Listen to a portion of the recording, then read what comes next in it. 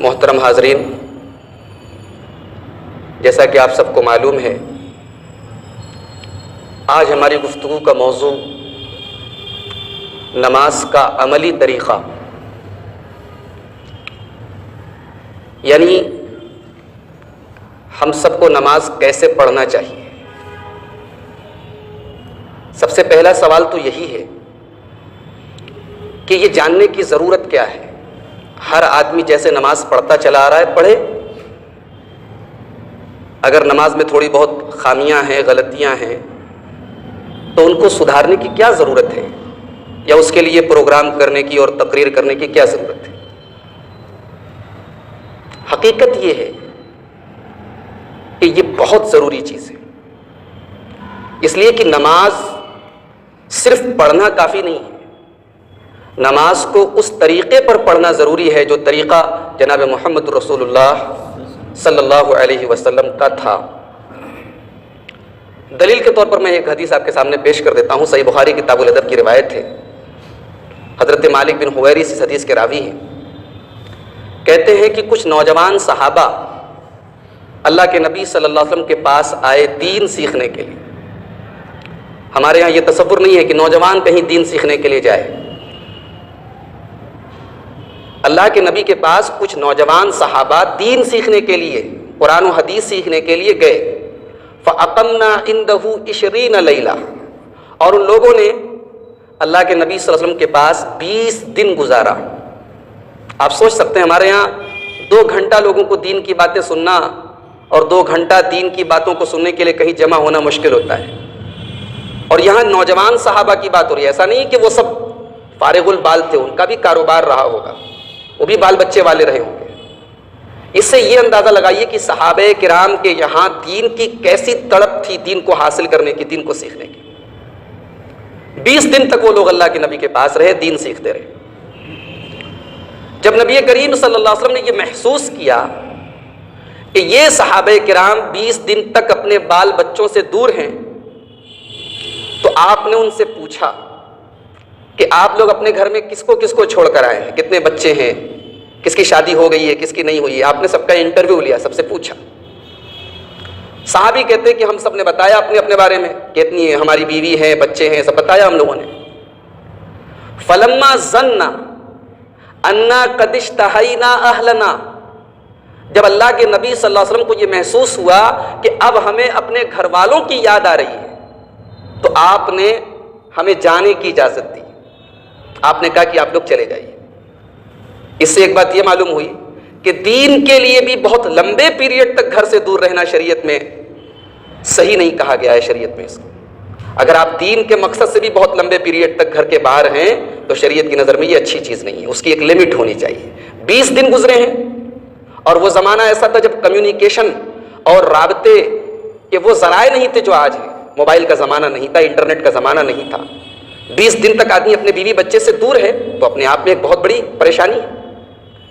تو آپ صلی اللہ علیہ وسلم نے ان تمام صحابہ سے کہا کہ ارجعوا الی اہلکم، اب آپ لوگ اپنے گھر چلے جائیں۔ اس کے بعد آپ نے فرمایا وعلموہم ومروہم، آپ لوگ میری خدمت میں 20 دن تک رہے ہیں، 20 دن تک آپ لوگوں نے دین کی باتیں سیکھی ہیں، اب گھر والوں کو جا کر بھی سکھائیے۔ اس سے یہ مسئلہ ثابت ہوا کہ دین کی باتیں صرف خود سیکھ لینا کافی نہیں، دوسروں کو بتانا بھی، اور خاص طور سے اپنے گھر والوں کو بتانا ہے۔ دین کی باتیں سن کر، ایک کان سے سن کر دوسرے کان سے اڑا نہیں دینا، اس کو اپلائی کرنا ہے اپنے اوپر اور اپنے گھر والوں کے اوپر۔ آپ نے فرمایا کہ اپنے گھر والوں کو جا کر یہ باتیں بتاؤ، انہیں سکھاؤ، انہیں دین کی باتیں بتاؤ۔ اس کے بعد آپ صلی اللہ علیہ وسلم نے فرمایا وَصَلُّوا كَمَا رَأَيْتُمُونِي أُصَلِّي، اور دیکھو 20 دن تک تم لوگ میرے پاس رہے ہو، نماز مجھے پڑھتے ہوئے دیکھا ہے، تو تم گھر جا کر نماز ویسے ہی پڑھنا جیسے مجھے دیکھا ہے۔ یہ بہت بڑی بات ہے۔ آپ نے یہ نہیں کہا کہ گھر جا کے نماز پڑھو، نماز ویسے پڑھو جیسے مجھے دیکھا ہے۔ نبی کریم صلی اللہ علیہ وسلم کا یہ جملہ اس بات کی دلیل ہے کہ نماز اپنی مرضی سے، جیسے ہماری عادت ہے، جیسے بچپن سے پڑھتے چلے آئے، جیسے باپ دادا کو دیکھا ہے، ویسی نماز اللہ تعالیٰ کی نہیں چاہیے۔ نماز وہ چاہیے جو نبی کی نماز تھی۔ اور اسی حدیث سے یہ مسئلہ ثابت ہوا کہ صرف نماز کا طریقہ بیان کر دینا کافی نہیں ہے، اس کو کر کے دکھانا چاہیے۔ پریکٹیکل دکھانا چاہیے، عملی دکھانا چاہیے، اس لیے کہ اللہ کے پیارے نبی نے ایسا نہیں فرمایا کہ نماز جیسی میں نے بیان کی ہے ویسی پڑھو، آپ نے فرمایا صلو کما رأیتمونی اصلی، جیسا مجھے نماز پڑھتے ہوئے دیکھا ہے ویسے نماز پڑھو۔ تو یہ حدیث ہم سب سے اس بات کا تقاضا کرتی ہے کہ ہم اپنی نمازوں کو درست کریں، اپنی نمازوں کی اصلاح کریں۔ نماز کے تعلق سے ایک اہم بات یہ بھی یاد رکھیں کہ قرآن کریم میں بار بار نماز قائم کرنے کی بات کہی گئی ہے، یہ نہیں کہا گیا کہ نماز پڑھو، اقیم الصلاۃ، نماز قائم کرو۔ نماز پڑھنا ایک الگ چیز ہے اور نماز قائم کرنا ایک الگ چیز ہے۔ قائم کرنے کا مطلب یہ ہے کہ نماز کی جو شرائط ہیں، نماز کے جو آداب ہیں، ان تمام چیزوں کا لحاظ رکھا جائے۔ اب مثال کے طور پر عشاء کی جماعت ہے 8:30 بجے، اذان ہے 8:15 بجے۔ اب کچھ لوگوں کا یہ معمول ہے کہ اپنی گدیوں پر، اپنے کاروباری جگہوں پر بیٹھے ہیں، اذان ہو گئی، اس کے بعد 10 منٹ گزرا، 5 منٹ گزرا، اچھا بھائی اب جماعت کا وقت ہے، اب چلیں وہ وضو کر رہے ہیں، اب آ رہے ہیں مسجد میں نماز پڑھ رہے ہیں۔ کچھ لوگ ایسے ہیں جن کا معمول ہے کہ 2 رکعت ان کی چھوٹنی ہی ہے، 1 رکعت چھوٹنی ہی ہے۔ کبھی کبھار انسان مصروف رہ گیا، کوئی مجبوری آ گئی، وہ ایک الگ بات ہے، لیکن اگر معمول ہے تو یہ نماز قائم کرنے کے خلاف ہے۔ آپ جانتے ہیں نماز میں جو پہلی تکبیر ہوتی ہے، جو اللہ اکبر کہہ کر امام ہاتھ باندھتا ہے، اس کی کیا فضیلت ہے؟ اور پہلی صف کی کیا فضیلت ہے؟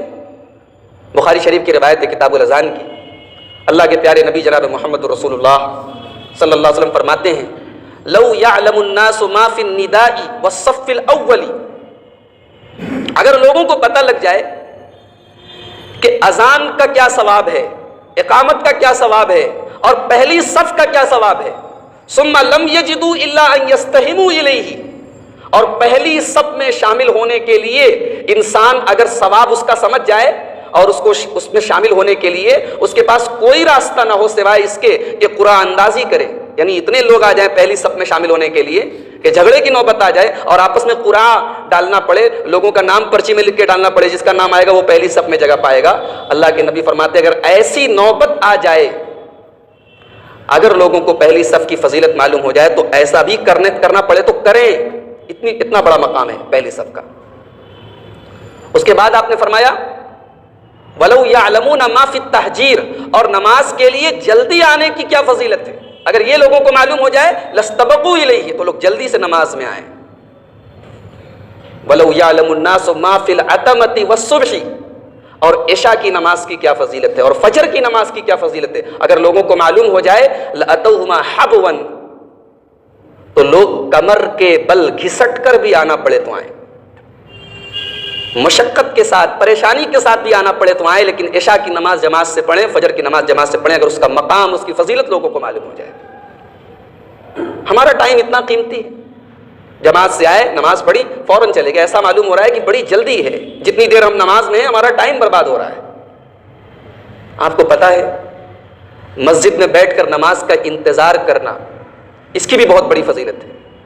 اللہ کے پیارے نبی فرماتے ہیں، بخاری شریف کی حدیث ہے کہ الملائکۃ تصلی علی احدکم، کوئی آدمی اگر مسجد میں بیٹھا رہتا ہے، اذان کے بعد آ کر سنت پڑھ کر بیٹھا رہتا ہے جماعت کے انتظار میں، فرشتے اس کے لیے دعائیں کرتے رہتے ہیں، فرشتے اللہ کی بارگاہ میں کہتے رہتے ہیں اللہم اغفر لہ، اللہم ارحمہ، اے اللہ اس کی بخشش فرما دے، اے اللہ اس کے اوپر رحم فرما دے۔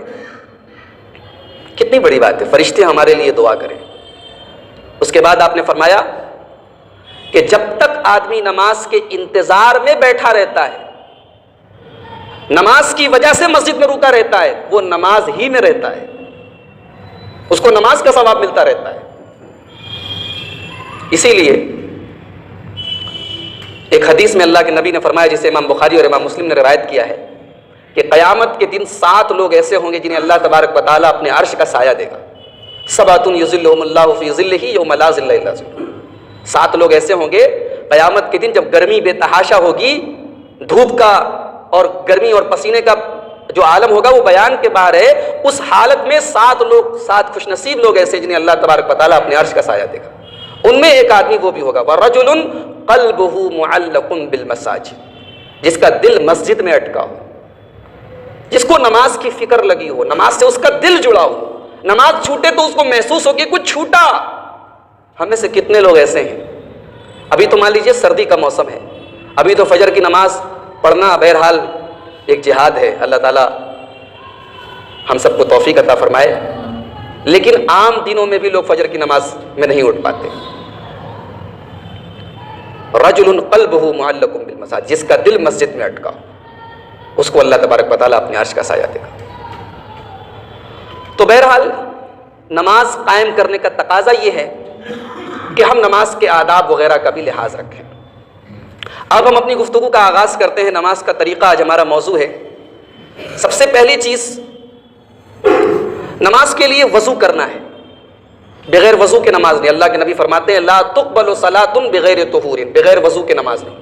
تو پہلے وضو کرنا ہے، اور وضو بھی صحیح جو نبی کریم صلی اللہ علیہ وسلم کا طریقہ ہے اس طریقے کے مطابق وضو کرنا ہے۔ اس کے بعد آپ مسجد میں آئے، امام صاحب مؤذن نے تکبیر شروع کر دی، جماعت کھڑی ہونے والی ہے۔ اب صاحب کوئی اپنی چھوٹی والی انگلی اپنے بازو والے بھائی کی انگلی میں ملا رہا ہے اور اسی کو سمجھ رہا ہے کہ اسی کا نام صفوں کی درستگی ہے۔ آپ کو پتا ہے صف کا سیدھا ہونا اور صف کا درست ہونا یہ کوئی معمولی بات نہیں، یہ نماز کے احکام میں سے ایک حکم ہے۔ نماز صحیح نہیں ہو سکتی جب تک صف درست نہ ہو۔ اللہ کے پیارے نبی صلی اللہ علیہ وسلم، بخاری شریف کی حدیث ہے، جب نماز کھڑی ہوتی تھی تو آپ کہتے تھے سووا صفوفکم، اپنی صفوں کو سیدھا کرو۔ فإن تسویۃ الصفوف من اقامۃ الصلاۃ، اس لیے کہ صف کا سیدھا ہونا یہ نماز کے قائم کرنے میں سے ہے۔ تو یہ جو کنکھی انگلی ہم لوگ ملاتے ہیں، چھوٹی والی انگلی، یہ طریقہ غلط ہے، اور اس کی وجہ یہ ہے کہ ہماری جو ہتھیلی ہوتی ہے پیر کی، عموماً وہ ٹیڑھی ہوتی ہے نماز میں۔ وہ اگر سیدھی رہے تو یہ نوبت ہی نہ آئے کہ ہم اپنے پاس والے کی انگلی میں اپنی انگلی ملائیں، اس کے پیر سے اپنا پیر ملانا ہے، اور جیسے ہی پیر سے پیر آپ کا ملے گا آٹومیٹک کندھا اور کندھا بھی آپس میں مل جائے گا۔ تو یہ پہلی اور بنیادی چیز یاد رکھیں کہ صف آپ کی کیسی ہے، صف کے بیچ میں جگہ کا چھوٹنا، اور یہ اسلام کا ایک امتیاز ہے۔ آپ جتنے بھی امیر آدمی ہیں، پیسے والے ہیں، دولت مند ہیں، عزت والے ہیں، اور آپ کے پاس جو آدمی کھڑا ہے آپ سے سٹا ہوا وہ غریب ہے، اس کا کپڑا آپ کے کپڑے جیسا قیمتی نہیں، پھر بھی آپ کو اس سے پیر ملا کر کھڑے ہونا ہے۔ گویا امیر اور غریب کا فرق مٹایا جا رہا ہے، اونچ اور نیچ مٹائی جا رہی ہے۔ علامہ اقبال نے کہا نا، ایک ہی صف میں کھڑے ہو گئے محمود و ایاز، نہ کوئی بندہ رہا نہ کوئی بندہ نواز۔ یہ اسلام کی تعلیم ہے۔ آج ہمارے غیر مسلم بھائیوں کے ہاں نہ جانے کتنے عبادت خانے ایسے ہیں جہاں نیچی ذات کا آدمی داخل نہیں ہو سکتا۔ یہ اسلام کا امتیاز ہے کہ ایک کروڑ پتی آدمی اور ایک جھاڑو دینے والا آدمی بعض ایک دوسرے کے ساتھ کھڑے ہو سکتے ہیں، وہ یہ کہہ کر پیچھے نہیں ہٹ سکتا کہ میں اس کے بغل میں کھڑا نہیں ہوں گا، اور سے پیر ملا کر کھڑے ہونا ہے، کندھے سے کندھے ملا کر کھڑے ہونا ہے۔ یہ اسلام کی جو مساوات کی تعلیم ہے اس کا ایک اظہار ہو رہا ہے اس کے ذریعے۔ تو آپ نماز میں کھڑے ہو گئے۔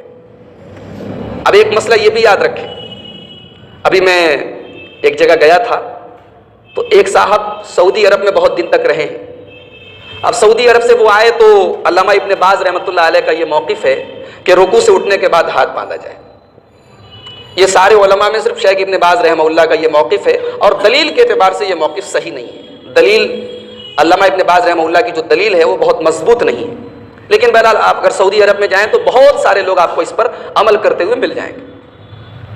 اب وہ صاحب سعودی سے آئے، 8-10 سال رہ کر آئے، اب وہ جب نماز پڑھ رہے ہیں تو ہاتھ رکوع سے اٹھنے کے بعد ہاتھ باندھ لیتے ہیں۔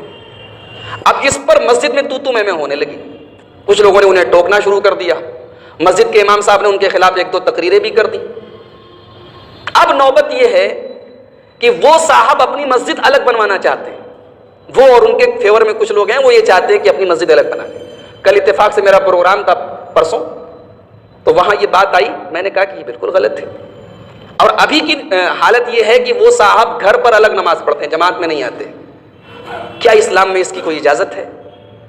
کوئی بھی وجہ ہو، جماعت چھوڑنا، مسجد چھوڑنا، اسلام میں قطعی اس بات کی اجازت نہیں۔ یہ اسلام کا ایک سسٹم ہے کہ جماعت سے آپ کو نماز پڑھنی، بغیر کسی مجبوری کے آپ جماعت نہیں چھوڑ سکتے، آپ کو آنا ہے مسجد میں۔ اور اس کا فائدہ کیا ہے جانتے ہیں؟ آپ 5 ٹائم کی نماز میں جب سارے مسلمان مسجد میں آئیں گے تو ایک دوسرے کی حال چال مل جائے گی، ایک دوسرے کی خیر خیریت مل جائے گی۔ کوئی نہیں آیا، اچھا وہ بیمار ہے، چلو اس کی عیادت کر لیں۔ کسی کا انتقال ہو گیا، اس کی خبر آ گئی۔ مسلمانوں کی جو آپسی محبت ہے، بھائی چارہ ہے، اس کو قائم کرنے کے لیے ایک بہت بڑی چیز ہے کہ کم سے کم جماعت سے نماز پڑھیں ہو۔ اللہ کے پیارے نبی صلی اللہ علیہ وسلم کے پاس ایک اندھے صحابی آئے، کہا کہ اللہ کے رسول انہ لیس لی قائد یقودنی، میں اندھا آدمی ہوں، کوئی آدمی مجھے سہارا دینے والا نہیں ہے، مسجد تک میں کیسے جاؤں گا؟ مجھے اجازت دے دیجیے میں گھر پر نماز پڑھ لیا کروں۔ آپ صلی اللہ علیہ وسلم نے فرمایا کہ ٹھیک ہے، تم گھر پہ نماز پڑھ لیا کرو۔ صحیح مسلم کی روایت تھی۔ صحابی جانے لگے، اللہ کے پیارے نبی نے واپس بلایا، ادھر آئیے، حل تسمعون النداء، اذان کی آواز سنائی دیتی ہے؟ صحابی نے کہا کہ ہاں اذان کی آواز تو سنائی دیتی ہے۔ آپ نے فرمایا فاجب، اذان کی آواز سنائی دیتی ہے تو پھر اجازت نہیں ہے۔ اذان کی آواز اگر تمہارے کان میں پڑتی ہے تو مسجد میں آؤ۔ حی علی الصلاۃ کہہ رہا ہے مؤذن، مسجد میں آؤ، جواب دو اس کا۔ یہ حدیث اس بات کی دلیل ہے کہ بغیر کسی شدید مجبوری کے جماعت نہیں چھوڑ سکتے آپ کو مسجد آنا ہے۔ کبھی کوئی بات ہو جائے، کوئی مجبوری ہو جائے، انسان بیمار ہو جائے، سفر پہ چلا گیا، یا نماز کے ٹائم وہ ایسی جگہ ہے جہاں مسجد نہیں ہے، تب بات الگ ہے۔ اب آپ نماز کے لیے کھڑے ہو رہے ہیں، اللہ اکبر کہہ کر آپ کو ہاتھ باندھنا ہے۔ نماز کے پہلے نیت کرنی ہے۔ نیت کے بغیر اسلام کے اندر کوئی عبادت اللہ تبارک و تعالیٰ کیوں قبول نہیں ہوگی؟ صحیح بخاری کی پہلی حدیث ہے انما الاعمال بالنیات، تمام اعمال کا دار و مدار نیت پر ہے۔ لیکن نیت زبان سے نہیں کرنا ہے، نیت دل کے ارادے کا نام ہے۔ آپ عشاء مغرب کی نماز میں ابھی آئے مسجد میں، ظاہر سی بات ہے جب آپ وضو کر رہے ہیں تبھی آپ کے دل میں ایک نیت، ایک ارادہ پیدا ہو گیا کہ میں مغرب کی نماز پڑھنے جا رہا ہوں۔ اب اس کو زبان سے کہنا کہ میں نیت کرتا ہوں 3 رکعت نماز کی، مغرب کی نماز کی، یہ سب کہنے کی ضرورت نہیں۔ اللہ اکبر کہہ کر اب آپ ہاتھ باندھ لیں۔ ہاتھ کہاں باندھنا ہے؟ علی صدری، ابن خزیمہ وغیرہ کی روایت ہے سینے پر ہاتھ باندھنا ہے۔ اب ہمارے یہاں بعض حضرات پیٹ پر ہاتھ باندھے ہوئے ہیں، بعض حضرات جو ہے بہت زیادہ اوپر ہاتھ باندھے ہوئے ہیں۔ یہ تمام چیزیں صحیح نہیں ہیں۔ جس کو ہم سینہ بولتے ہیں، سینے پر ہاتھ باندھنا ہے، اور بایاں ہاتھ، دایاں ہاتھ، سیدھا ہاتھ بائیں ہاتھ پر رکھنا ہے۔ اب بعض حدیثوں میں کف کا لفظ آیا ہے، کف بولتے ہیں ہتھیلی کو، اور بعض حدیثوں میں رسق کا لفظ آیا ہے، رسق جس کو انگریزی میں رشت بولتے ہیں، کلائی، اور بعض حدیثوں میں سائد کا لفظ آیا ہے، سائد بولتے ہیں یہ پورا حصہ۔ تو اس سے یہ معلوم ہوا کہ تینوں کی گنجائش ہے، آپ ہتھیلی پر ہاتھ رکھ لیں، کلائی پر ہاتھ رکھ لیں، یا یہاں ہاتھ رکھ لیں۔ بعض حدیثوں میں وضع کا لفظ آیا ہے رکھنے کا، اور بعض حدیثوں میں قبض کا لفظ آیا ہے، چاہے آپ ایسے رکھ لیں چاہے ایسے پکڑ لیں، ان سب کی گنجائش موجود ہے، لیکن ہاتھ آپ کا سینے پر ہونا چاہیے۔ اب آپ نے ہاتھ باندھ لیا، اب سب سے پہلے آپ دعائے ثنا پڑھیں گے۔ دعائے ثنا کے 2 مشہور الفاظ حدیثوں میں ثابت ہیں۔ ایک وہ الفاظ ہیں جسے امام بخاری اور امام مسلم نے روایت کیا ہے، اور ایک وہ الفاظ ہیں جسے امام ابو داؤد نے روایت کیا۔ بخاری اور مسلم کے جو الفاظ ہیں وہ زیادہ بہتر ہیں، تھوڑی لمبی دعا ہے، یاد کر لیں آپ۔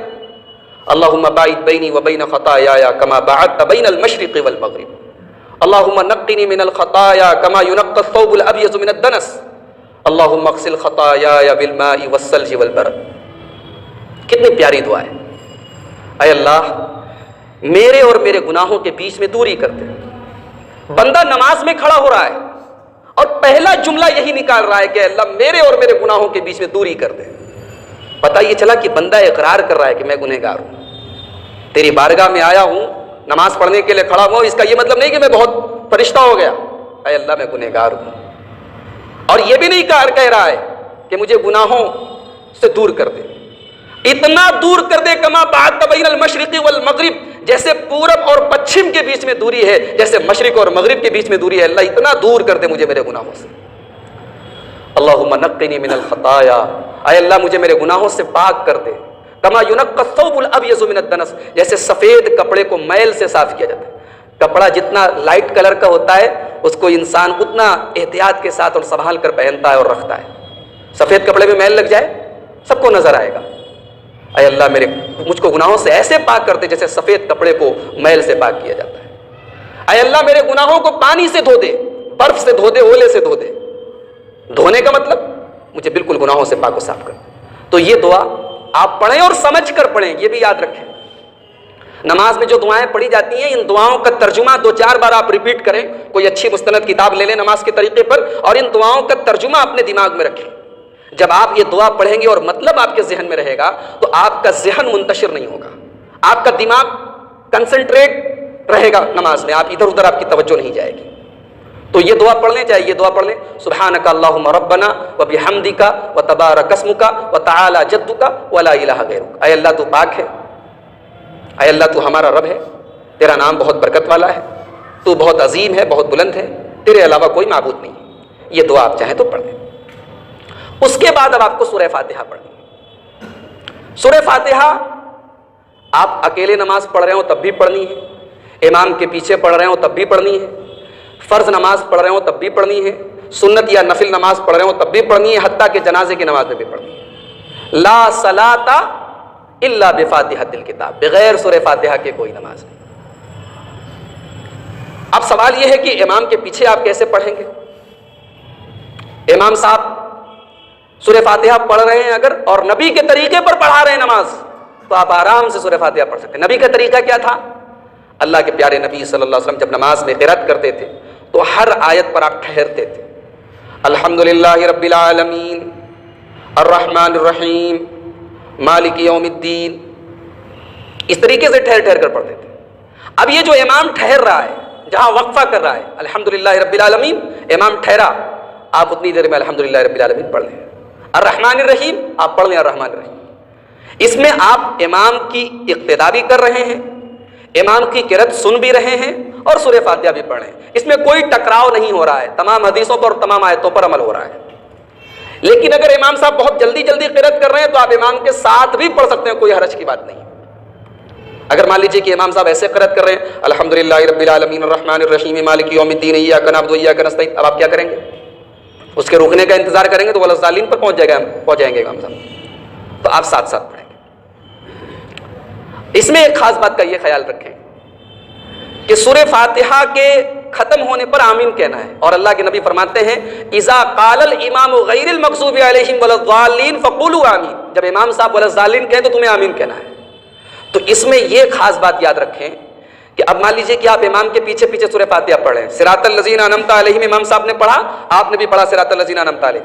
اب جب غیر المغضوب علیہم ولا الضالین پڑھ رہے ہیں امام صاحب تو آپ ساتھ میں پڑھ دیجیے غیر المغضوب علیہم ولا الضالین، تاکہ امام کا ولا الضالین اور آپ کا ولا الضالین ساتھ میں ختم ہو، تاکہ آمین کی آواز ساتھ میں نکلے۔ یہ طریقہ اگر آپ اپنا لیں تو اس میں جو ہے تمام حدیثوں پر عمل ہو جاتا ہے۔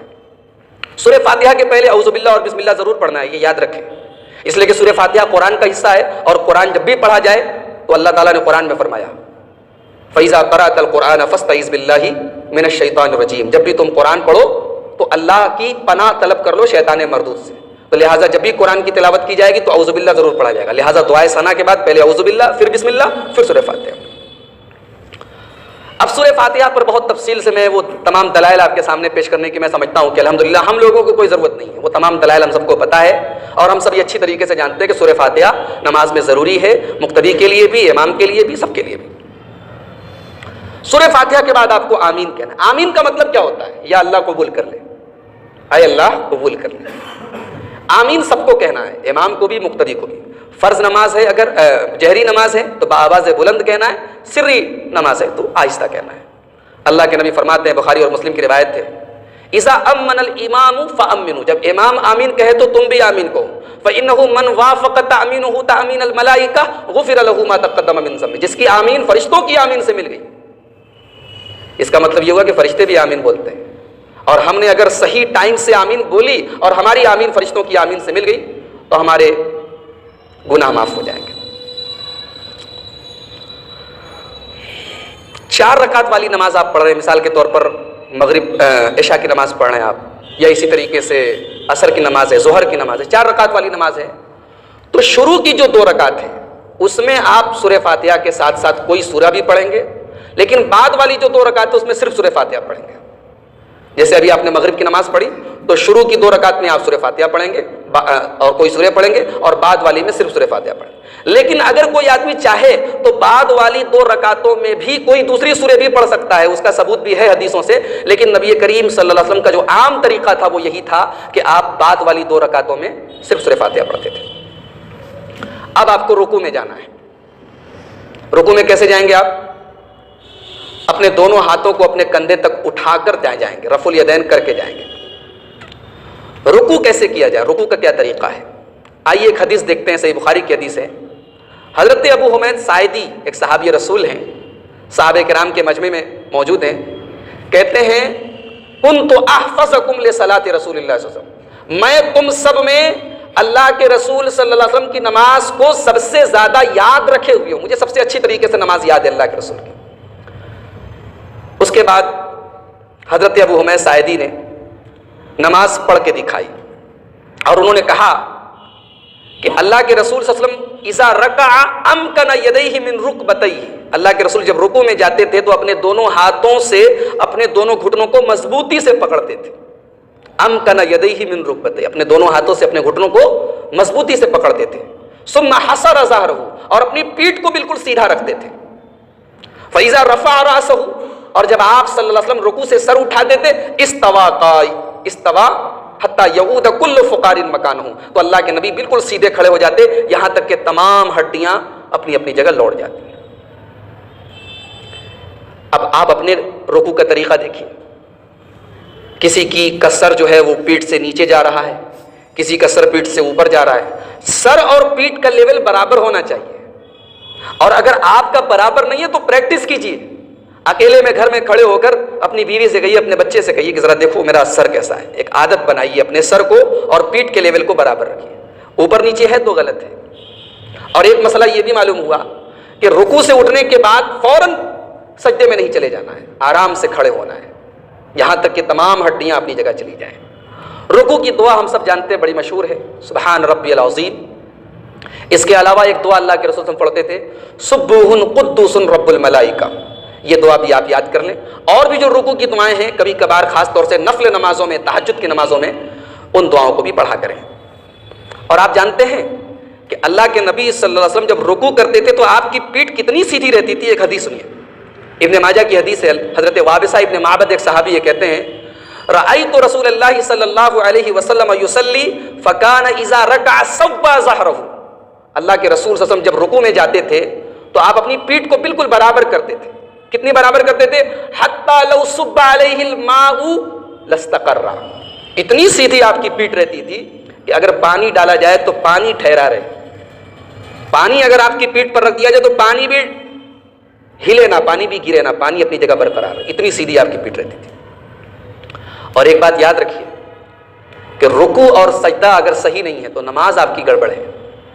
بخاری شریف کی حدیث ہے، حضرت حذیفہ رضی اللہ تعالیٰ عنہ صحابی رسول ہیں، انہوں نے ایک آدمی کو دیکھا وہ رکوع کر رہا ہے لیکن صحیح نہیں کر رہا ہے، سجدہ کر رہا ہے لیکن صحیح نہیں کر رہا ہے. تو صحابی رسول کہتے ہیں کہ لو مت ما صلیت، تم نے نماز غلط پڑھی، تمہاری نماز نہیں ہوئی. ولو مت مت علی غیر الفطرہ، اور اگر اسی حال میں تم مر گئے تو تمہاری موت اللہ کے نبی صلی اللہ علیہ وسلم کے طریقے کے خلاف ہوگی. تو یہ مسئلہ یاد رکھیں کہ رکوع آپ کا برابر ہونا چاہیے.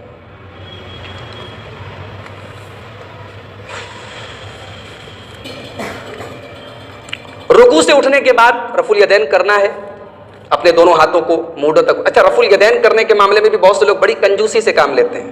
آپ نے دیکھا ہوگا بعض لوگوں کو کندھے تک، کم سے کم کندھے کے لیول تک اٹھانے کا حکم ہے، مونڈے تک. یا تو کندھے تک، بعض حدیثوں میں کندھے کا لفظ آیا ہے، بعض حدیثوں میں کان کا لفظ آیا ہے. کان کی لو کو چھونے والی روایت ضعیف ہے. اور ایسے رفع الیدین نہیں کرنا ہے، ایسے کرنا ہے. آپ کی ہتھیلیاں جو ہیں وہ نارمل رہیں گی، بہت کھولنا بھی نہیں، بہت پیک بھی نہیں کرنا، نارمل رہیں گی، اور ان کا رخ قبلے کی طرف رہے گا. کندھے تک یا کان تک آپ اٹھا سکتے ہیں. اگر آپ اس طریقے سے اٹھائیں کہ کندھے اور کان کے بیچ میں رہے، دونوں حدیثوں پر عمل ہے، سب سے بہتر ہے. رکوع سے اٹھنے کے بعد آپ کو کیا کہنا ہے؟ سمی اللہ لمن حمیدہ. اللہ نے اس کی دعا سن لی جس نے اللہ کی تعریف کی. ربنا ولک الحمد، یہ بھی آپ پڑھ سکتے ہیں.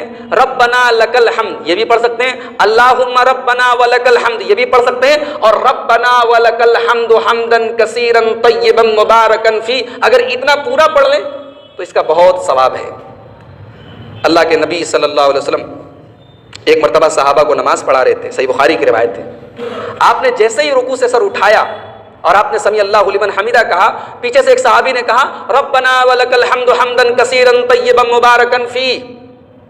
فلما انصرف، جب اللہ کے رسول نے سلام پھیرا، آپ نے پوچھا من المتکلم، یہ ربنا ولکل حمد کس نے پڑھا تھا؟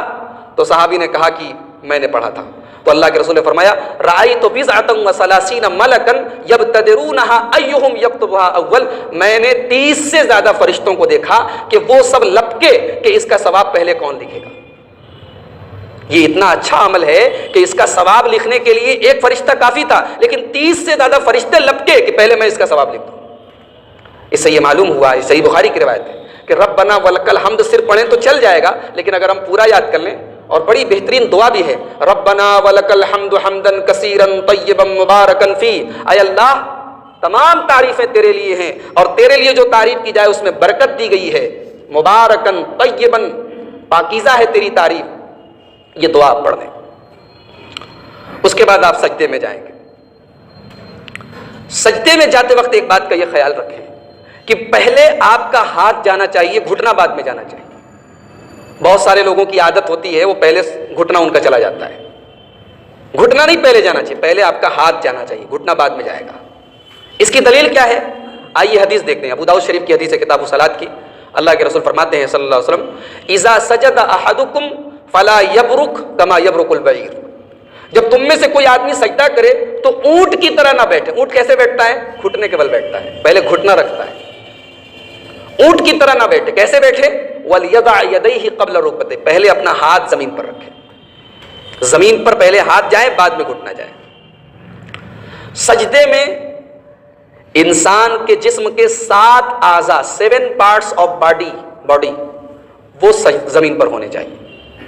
کون سے 7 اعضاء ہیں؟ آئیے حدیث دیکھتے ہیں۔ بخاری شریف کی حدیث، حضرت عبداللہ ابن عباس کہتے ہیں اللہ کے پیارے نبی صلی اللہ علیہ وسلم فرمایا امرت ان اسجد علی 7 اعظم، مجھے حکم دیا گیا ہے کہ میں 7 ہڈیوں پر سجدہ کروں۔ 7 ہڈیاں کون کون سی ہیں؟ اللہ کے پیارے نبی خود وضاحت کرتے ہیں۔ وہ اشار بیدہ، اللہ کے نبی اشارہ کر کے بتاتے ہیں، انفہ، ناک، علی الجبہہ، پہلے آپ نے کہا ماتھا اور اس کے بعد ناک کی طرف بھی آپ نے اشارہ کیا، یعنی ماتھا اور ناک دونوں ایک ہی میں ہیں۔ ایسا نہیں کہ ماتھا آپ رکھیں اور ناک اٹھی رہے، سجدہ غلط ہو جائے گا آپ کا۔ ماتھے کے ساتھ ساتھ ناک بھی اسی میں شامل ہے۔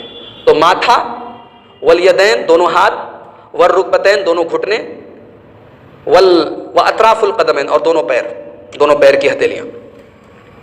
ولا نقفت الثياب، اور نماز میں کپڑا وغیرہ سمیٹنے سے اللہ کے نبی نے منع کیا۔ سجدے میں جا رہے ہیں تو دامن سنبھال کے جا رہے ہیں، اٹھ رہے ہیں تو دامن سنبھال کے اٹھ رہے ہیں، یہ تمام چیزیں اللہ کے نبی نے منع کیا۔ والشعر، اور بال وغیرہ، کسی کا لمبا بال ہے، اب سجدے میں جا رہا ہے، بال اس کا آگے کی طرف جا رہا ہے، اب وہ اٹھ رہا ہے تو اپنا بال بنا رہا ہے، یہ سب چیزیں اللہ کے پیارے نبی نے منع کیا۔ اس حدیث پاک سے معلوم ہوا کہ سجدے میں یہ 7 چیزیں زمین پر ہونی ضروری ہے۔ اب یہاں پر اگر ہماری مائیں بہنیں بھی میری آواز سن رہی ہیں تو ایک مسئلہ ہے کہ دونوں کہنیاں جو ہیں یہ زمین سے اٹھی ہونی چاہیے۔ مرد حضرات بھی اس بات پر توجہ دیں، عورتیں بھی اس بات پر توجہ دیں کہ کہنیوں کا زمین پر بچھانا یہ منع ہے، اور اتنی سختی سے آپ نے منع کیا۔ حدیث دیکھیے، اللہ کے رسول فرماتے ہیں، بخاری شریف کی حدیث ہے، اعتدلوا فی السجود، سجدہ اطمینان سے کرو، ولا یبسط احدکم ذراعیہ انبساط الکلب، اور جیسے کتا اپنے دونوں ہاتھوں کو زمین پر بچھاتا ہے، نماز کی حالت میں اپنے ہاتھوں کو زمین پر مت بچھاؤ۔ تو آپ کی کہنیاں اٹھی رہنی چاہیے۔ اور بعض روایتوں سے یہ معلوم ہوتا ہے کہ اللہ کے نبی صلی اللہ علیہ وسلم کے بغل کی سفیدی نظر آتی تھی سجدے کی حالت میں۔ اس سے یہ معلوم ہوا کہ ہتھیلی کہنی اٹھی بھی رہے اور بغل سے آپ کا ہاتھ دور رہے، اور یہی طریقہ عورتوں کے لیے بھی ہے۔ ایسی کوئی دلیل نہیں ہے کہ عورتیں بالکل گٹھری بن کے اور اپنے دونوں ہاتھوں کو زمین پر بچھا کر نماز پڑھیں گی۔ ہمارے یہاں بعض حلقوں میں یہ طریقہ عورتوں کے یہاں جو ہے یہ بالکل جاہلانہ طریقہ ہے۔ اچھا، دلیل کیا ہے؟ عورتوں کے لیے الگ طریقہ اپناتے ہیں اور دلیل کیا دیتے ہیں کہ عورت کے لیے پردے کا حکم ہے، اور اس کے پردے کا تقاضا ہے کہ وہ بالکل جو ہے سمٹ کر سجدہ کرے تاکہ اس کے تمام اعضاء جو ہے وہ چھپے رہیں۔ وہ اللہ جس نے عورت کو بنایا، وہ نبی جنہوں نے عورت کے لیے پردے کا حکم دیا، ان کو پتہ نہیں تھا پردہ کیسے کرنا ہے، ہمیں اور آپ کو پتہ ہے پردہ کیسے کرنا ہے۔ اللہ تعالیٰ سب کو صحیح سمجھ عطا فرمائے۔ تو عورت کو بھی ویسے ہی سجدہ کرنا ہے جیسے مرد کو سجدہ کرنا ہے۔ دونوں ہاتھوں کو دور رکھنا ہے بغل سے۔ حدیث میں آتا ہے کہ بکری کا بچہ آپ کے بیچ میں سے گزر سکتا تھا، اتنا اسپیس ہوتا تھا، آپ کے پیٹ کے اور آپ کے ہاتھوں کے بیچ میں اتنا اسپیس ہوتا تھا کہ بکری کا بچہ گزر سکتا تھا۔ آئیے وہ حدیث بھی دیکھ لیتے ہیں۔ صحیح مسلم کی روایت حضرت میمونہ کہتی ہے، دیکھیے ایک عورت یہ حدیث بیان کر رہی ہے، عورت اللہ کے رسول کی بیوی یہ حدیث بیان کرے، ان کو نہیں پتا ہے کہ کیسے سجدہ کرنا ہے، گٹھری بن کے کرنا ہے یا جیسے مرد حضرات کرتے ویسے کرنا ہے، وہ حدیث بیان کر رہی ہیں۔ کیا حدیث بیان کر رہی ہیں؟ کان النبی صلی اللہ علیہ وسلم اذا سجدا، اللہ کے پیارے نبی جب سجدہ کرتے تھے، لو شاءت بحمۃ ان تمر بین یدیہ لمرت، تو اگر کوئی بکری کا بچہ آپ کے سامنے سے، آپ کے بیچ میں سے نکلنا چاہتا تو نکل سکتا تھا۔ سجدے میں سبحان ربی الاعلیٰ پڑھنا ہے۔ اگر نفل نماز ہو تو آپ اور بھی دعائیں کر سکتے ہیں، بلکہ سجدے میں دعا کرنے کا حکم دیا گیا۔ اللہ کے رسول فرماتے ہیں، صحیح مسلم کی روایت ہے کہ بندہ اپنے رب سے سب سے زیادہ قریب ہوتا ہے سجدے کی حالت میں، تو سجدے میں زیادہ سے زیادہ دعائیں مانگیں۔ اب یہ ایک اختلافی مسئلہ ہے کہ سجدے میں کیا ہم اپنی زبان میں بھی دعا مانگ سکتے ہیں؟ بعض علماء نے اس بات کی اجازت دی ہے کہ نفل نماز ہو تو آدمی اپنی زبان میں بھی دعائیں مانگ سکتا ہے، لیکن یہ اس آدمی کے لیے ہے جو عربی میں دعائیں نہیں پڑھ سکتا، اس کو عربی نہیں آتی، وہ مجبور ہے، تو وہ نفل نماز میں اپنی زبان میں بھی دعائیں کر سکتا ہے۔ دوسری طرف بعض علماء کا یہ کہنا ہے کہ چونکہ نماز میں کوئی بھی دعا یا کوئی بھی ذکر عربی کے علاوہ کسی اور زبان میں کرنا جائز نہیں ہے، لہٰذا سجدے میں بھی ہم عربی میں ہی دعائیں پڑھیں گے، اور وہی دعائیں پڑھیں گے جو اللہ کے نبی سے ثابت ہے۔ ایک سجدہ آپ کر کے اٹھے، اب دوسرے سجدے میں جانے کے پہلے آپ کو آرام سے بیٹھنا ہے، اور ان دونوں سجدوں کے بیچ میں آپ کو ایک دعا پڑھنا ہے۔ کون سی دعا پڑھنا ہے؟ اللہم اغفر لی وارحمنی واہدنی وعافنی وارزقنی۔ کتنی پیاری دعا ہے۔ اے اللہ میری بخشش فرما دے، اے اللہ میرے اوپر رحم فرما، اے اللہ مجھے ہدایت دے، اے اللہ مجھے عافیت دے، اے اللہ مجھے روزی دے۔ کوئی چیز رہ گئی؟ کوئی چیز نہیں رہنے گئی، تمام چیزیں آ گئی، بیماری سے عافیت بھی آ گئی، روزی روٹی کا سوال بھی آ گیا، اللہ کی بخشش بھی آ گئی، اللہ کی رحمت بھی آ گئی۔ اتنی پیاری دعا ہے۔ اب جو آدمی سجدے کے بیچ میں یہ دعا نہیں پڑھتا اور کھٹ سے دوسرے سجدے میں چلا جاتا ہے، سوچو کتنی بڑی دعا سے وہ محروم ہو گیا، اور کتنی چھوٹی سی دعا ہے۔ آدمی محنت کرے تو 5 منٹ میں یاد ہو جائے، اللہم اغفر لی وارحمنی واہدنی وعافنی وارزقنی۔ پہلے سجدے کی طرح آپ کو دوسرا سجدہ بھی کرنا ہے۔ دوسرا سجدہ کرنے کے بعد اب آپ کو جب دوسری رکعت کے لیے کھڑے ہونا ہے تو آپ فوراً کھڑے نہیں ہو جائیں گے، تھوڑی دیر آپ بیٹھیں گے۔ دوسرا سجدہ کرنے کے بعد آپ تھوڑی دیر بیٹھیں گے، اس کے بعد آپ کھڑے ہوں گے۔ یہ بیٹھنا جو ہے اس کو جلسہ استراحت کہتے ہیں، آرام کرنے کے لیے، تھوڑا سکون حاصل کرنے کے لیے تھوڑی دیر آپ بیٹھیں گے۔ بہت سے لوگ کرتے کیا ہیں، سجدے سے اٹھے فوراً کھڑے ہو گئے، یہ طریقہ سنت کے خلاف ہے۔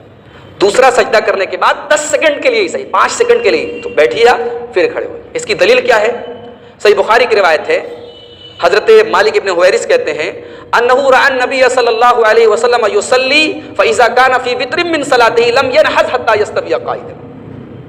اللہ کے رسول صلی اللہ علیہ وسلم جب نماز پڑھتے تھے اور آپ ایک رکعت پڑھ کے یا 3 رکعت پڑھ کے چوتھی رکعت یا دوسری رکعت کے لیے اٹھنے والے رہتے تھے تو فوراً نہیں اٹھتے تھے، تھوڑی دیر بیٹھنے کے بعد اٹھتے تھے۔ ہمارے بہت سارے بھائی اس حدیث کو نہیں مانتے، وہ اس پر عمل نہیں کرتے، وہ کہتے ہیں یہ بیماری کے لیے، یہ اللہ کے نبی نے بیماری کے عالم میں کیا۔ حدیث آپ کو میں نے سنا دی، بخاری کے الفاظ ہے، کہیں لکھا ہے کہ بیماری ہے اس میں؟ انسان اپنے مسلک کو بچانے کے لیے، جو مسلک پر ہے انسان، اس مسلک کو بچانے کے لیے حدیث کا گلا گھونٹ دیتا ہے۔ کتنے افسوس کی بات ہے۔ حدیث صاحب کہہ رہی ہے کہ اللہ کے نبی کا معمول تھا، آپ کی عادت تھی کہ آپ دوسری رکعت کے لیے یا چوتھی رکعت کے لیے سیدھے نہیں کھڑے ہوتے تھے، لیکن جس کو نہیں ماننا ہے وہ تعویل کر رہا ہے کہ صاحب یہ بیماری کے عالم میں اللہ کے نبی ایسا کرتے تھے۔ ہمیں ایسا نہیں کرنا چاہیے۔ یہ یہودیوں کی پہچان ہے کہ جو تمہارا دل کرے اس کو مانو، جو تمہاری مرضی کے خلاف ہے اس کو مت مانو۔ ایک مسلمان کو اپنے نبی کی ہر سنت کو اپنانا چاہیے۔ اس کے بعد اب آپ کو تشہد میں بیٹھنا ہے۔ تشہد میں آپ کو التحیات پڑھنا ہے۔ التحیات الحمدللہ میں سمجھتا ہوں کہ ہم سب کو یاد ہوگی۔ التحیات للہ والصلوات والطیبات والسلام علیک ایھا النبی ورحمۃ اللہ وبرکاتہ، السلام علینا وعلی عباد اللہ الصالحین، اشہد ان لا الہ الا اللہ واشہد ان محمدا عبدہ ورسولہ۔ التحیات پڑھتے وقت ایک خاص بات کا یہ خیال رکھیں کہ اگر آپ 4 رکعت والی نماز یا 3 رکعت والی نماز پڑھ رہے ہیں تو ابھی آپ نارمل پوزیشن میں بیٹھیں گے۔ شاہد صاحب ہیں، ادھر آئیں آپ تھوڑا سا۔ جو نارمل پوزیشن ہے